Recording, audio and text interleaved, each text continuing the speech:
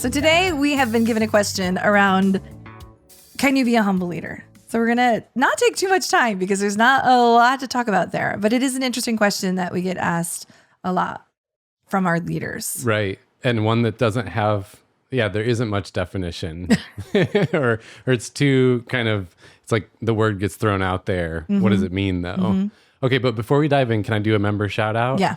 I've been waiting all week to do this member shout out.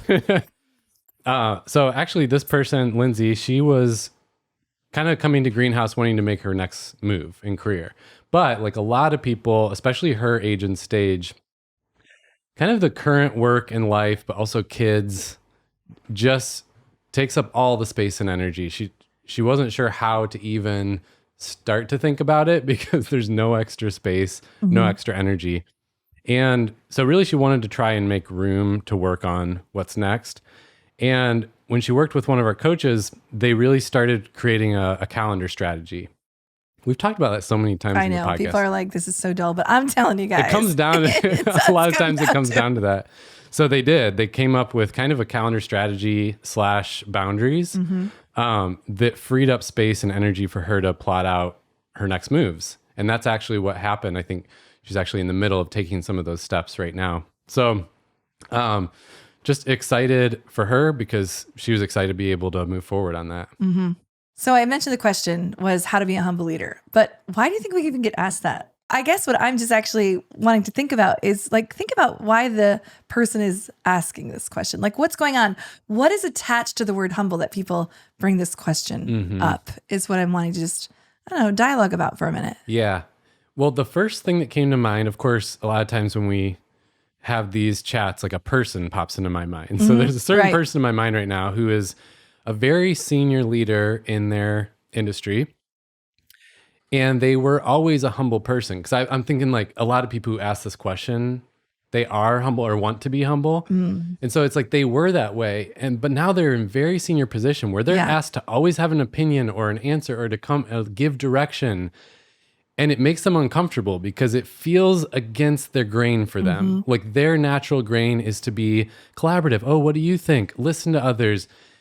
It's uncomfortable to be in a position where I have to be the one. And so now I'm starting to ask this question of how can I be humble and still hold that position? So that's just one example, right? That's a very specific example, but that's what came to mind for me. What I'm excited about with this episode is that I'm actually going to define it in a way that I think people will stop asking that question because I think we're misunderstanding what humility is.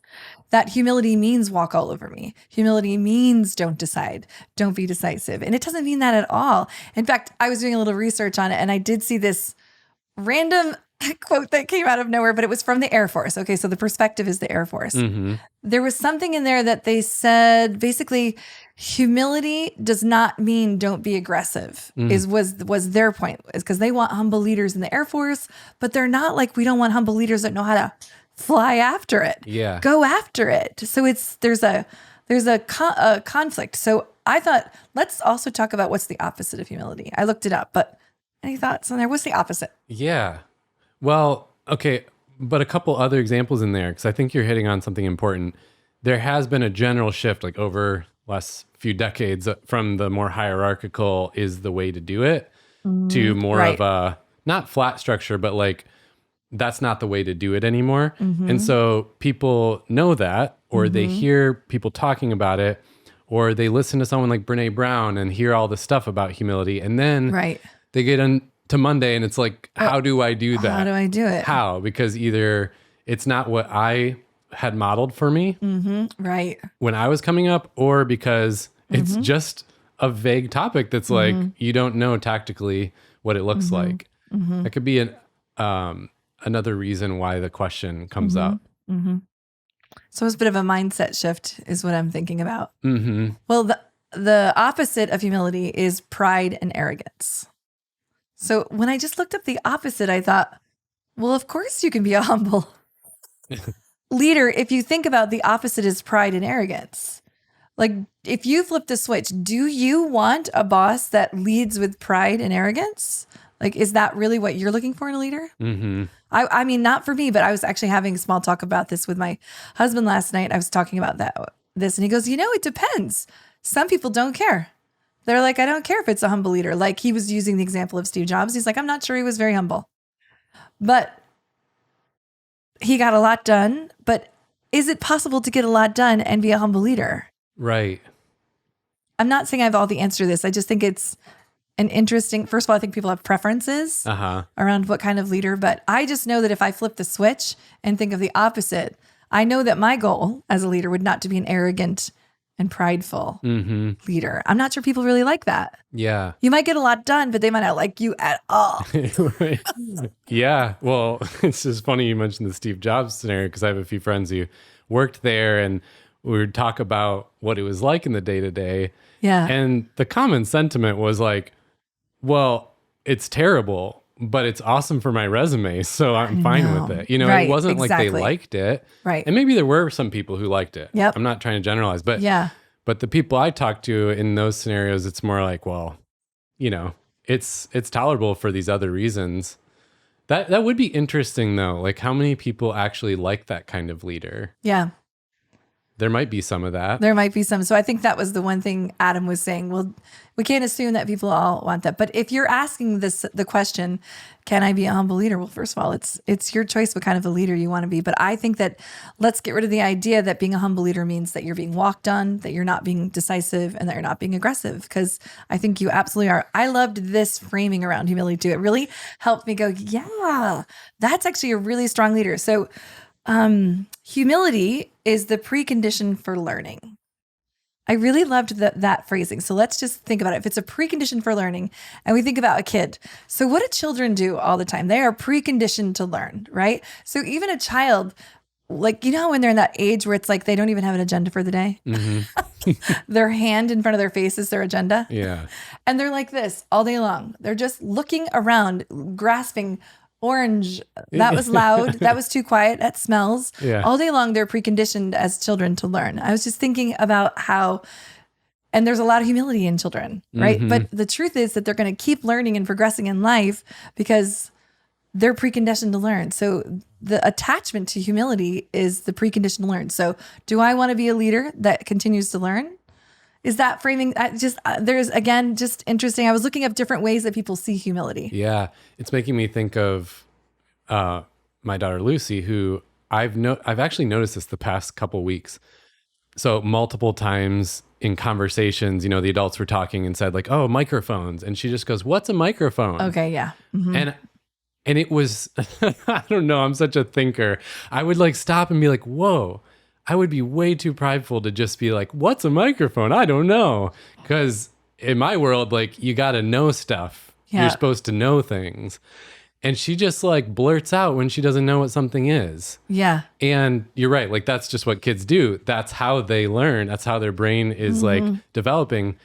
But it's scary. It was like, it caused pause for me because it was so humble. Yeah, and so humble. I would be really hesitant to just... there's a lot of conversations I'm in where someone says something and I don't know what it is, but I'm like, oh yeah, yeah, I know what that is. Oh, totally. Yes. Or, someone references like, did you watch such and such show? And you don't even know what the show is. And you're like, yeah, I loved it. Like, no, I didn't. It's just hard to even show that level of humility, but you're right. Like that's actually how they're learning. So there's no pretense of needing to act like they know. You got me thinking again. I'm so sorry to reference Reese Witherspoon again, but she said a lot in that freaking podcast. My gosh. So guess what else she said? When she stepped out of just being known as an actress and just decided to go into the business world to run her own, she said, I decided that I was going to step into it with humility because I didn't know anything about business. So she said, I decided when they said P&L, I'd be like, what's that? Someone said SWOT analysis. I said, could you explain that to me? She said, I went in like a child. She actually said that and thought, I'm not going to be afraid to ask anything. Which is great. It is easier when you just call it on the right off the bat, the first thing. Yep. Very confidently, like, I don't know what that is. I don't know. Can you tell me? So I've actually been practicing that lately in conversations with friends. It's hard if you actually put your mind to it. When people say something like, oh, have you heard of, or do you know that? To just instantly be like, no, I don't. Yes. It's actually way better if you just call it versus like stumbling through. So now you're bringing up, I think, another reason why this question comes up so much, because And there's a great one of my favorite TED Talks is Eddie Obeng, Obeng. Oh, one of the best TED Talks. And he talks about, it was a while back though, he talks about how the world has shifted from like a world where you go to school and you learn how something works and then you do that thing the rest of your life, to a world where everything's constantly changing and actually the rate of change is increasing exponentially. So you have to be a learner now.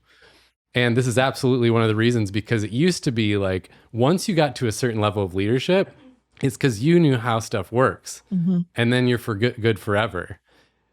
Just in recent history, like, I mean, that's how work was for my parents. Yep. And now it's like the world changes so fast that if you're not a learner, you actually can't be a leader and you're going to fall behind so fast.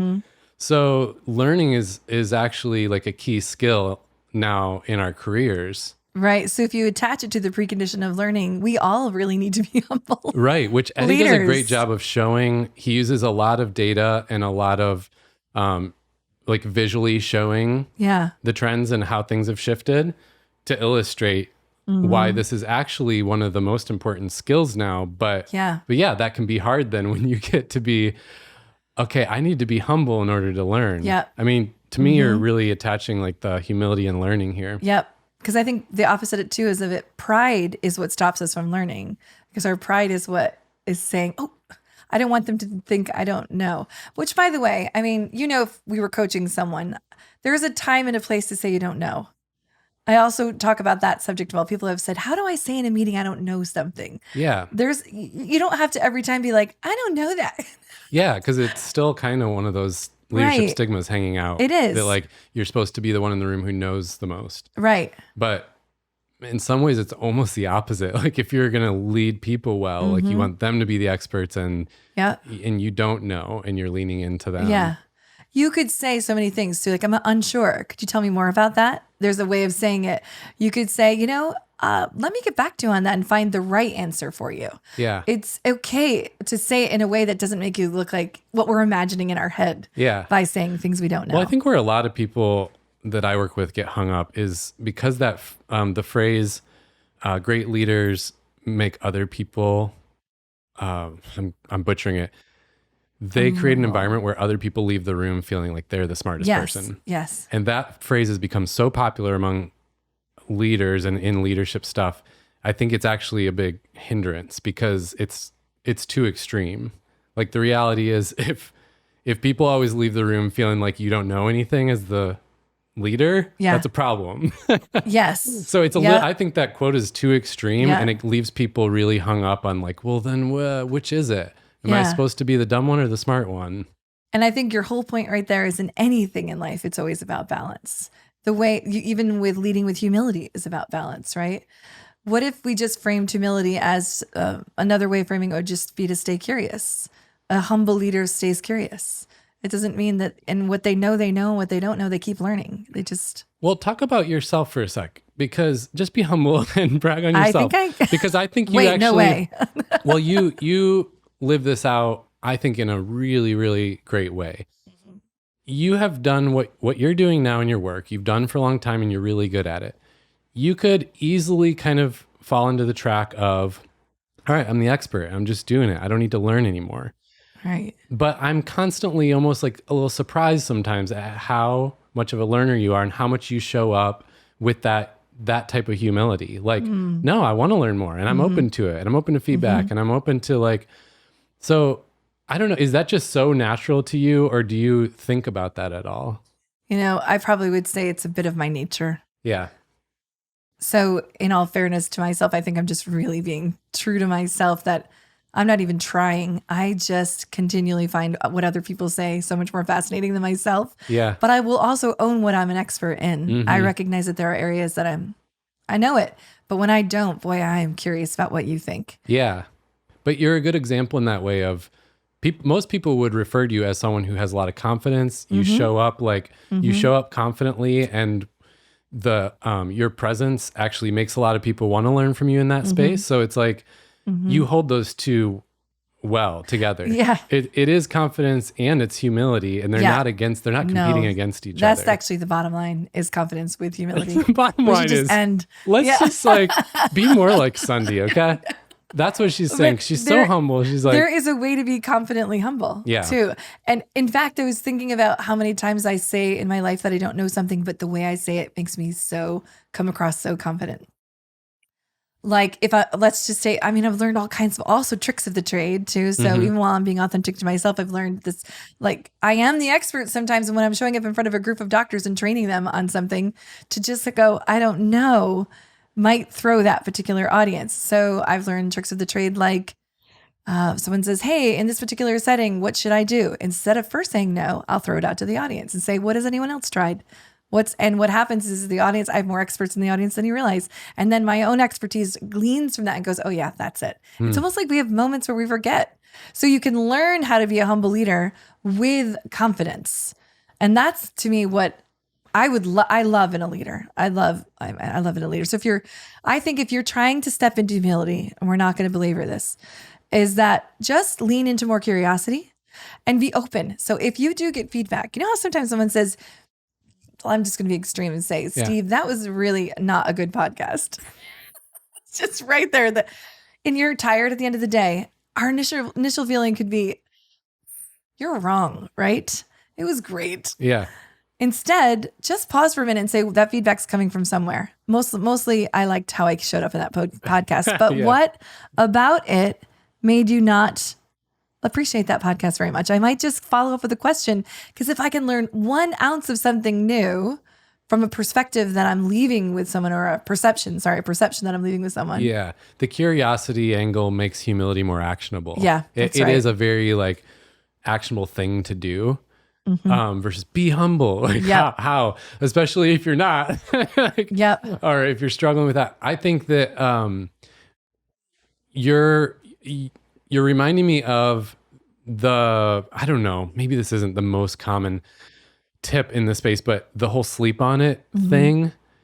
Like in that scenario, my emotions are leading the way. Oh yeah. So if I can just have a way of saying a little delay tactic, like, okay, thanks for sharing that. Can we chat about that tomorrow?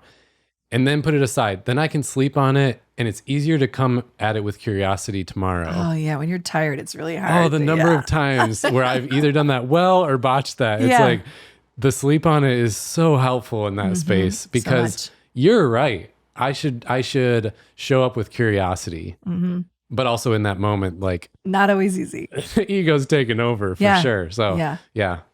So in summary of this, we'll probably have people who are listening on both sides of the spectrum. We have people who really lean more towards arrogance if they're being honest with themselves. So one step for you might be just get a little bit more curious, instead of popping into squishing that and pushing that curiosity down. And on the other side, if you're someone that leans maybe too much into humility, in the definition of I shrink back, I hold back. First of all, write your definition for humility. That might be a good starting point. Yeah. And then if that's it, learn to actually stand up and speak up, but still stay curious. But the way that you show your lack of, I don't know, or curiosity is in much more of a confident approach. That's so good. And you can get feedback from trusted people in this space. Like I'm more on the latter half of that, where I can kind of feel like if I'm being confident, I'm being too pushy. And whenever I've asked people then after that interaction, or if it's in a meeting setting, I'm like, was that too harsh? And they're like, no, it actually was maybe not even enough, Right. Kind of getting a little of that, at the root of the word feedback, it's just like getting the truth, coming back to you. You just want to get somebody to help you gauge, where was I there? Was it too far this direction or too far that direction? Can be helpful.